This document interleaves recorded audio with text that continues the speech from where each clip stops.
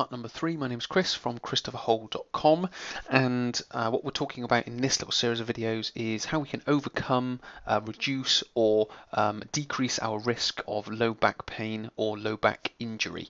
Now in part 3, which is I guess the third sort of principle of how to overcome, reduce or decrease the risk of low back injury, is not to fatigue the muscles of the lower back. If you experience low back pain and you exercise, you go to the gym, you are lifting or carrying or bending frequently in your daily life, or you are sitting for long periods of time or standing for long periods of time for that matter, what we have to try and do is not fatigue the muscles of the lower back.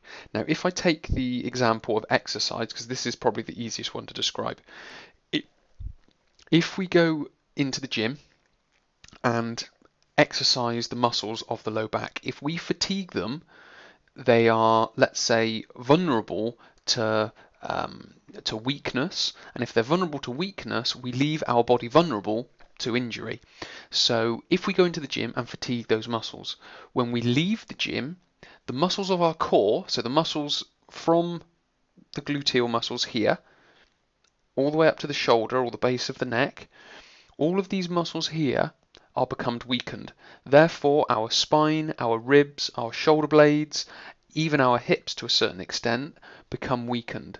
So if we then have to go and lift something when we get home, or we are sitting in the car for a long period of time, these muscles aren't functioning, and therefore we are causing extra pressure and stress and tension on the lower part of the back.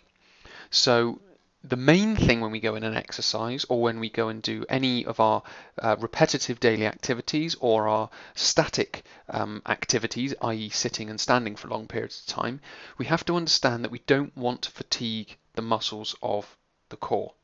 We have to keep them active enough and strong enough so they're able to work 24/7. Okay, so that's the main thing, because these muscles of our core, they are mostly there for posture, to hold our body in an upright position. If it can't do that, it leaves it vulnerable to injury. So principle number 3 when it comes to helping overcome low back pain is not fatiguing the muscles of the core. So it's trying to keep them in a strong state where they're able to function all the way throughout the day. Okay, so thanks for watching video number 3. We've just got one final video to go, and I will speak to you there. Video number 3, we've just got one final video to go, and I will speak to you there.